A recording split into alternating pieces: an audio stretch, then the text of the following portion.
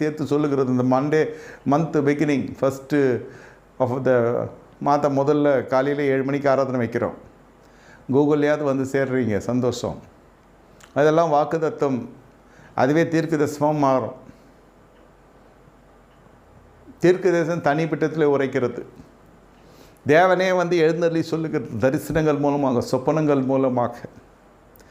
எதுவுமே கர்த்தருடைய வார்த்தை சொல்லுகிறது. அவனுக்கு எல்லாம் நான் சொல்லி இருந்தோம், அவருடைய பிள்ளைகள் என் சந்தியில் நிற்பார்கள் நான் சொல்லியிருந்தோம், அதெல்லாம் எனக்கு தூரமாக இருப்பதாக.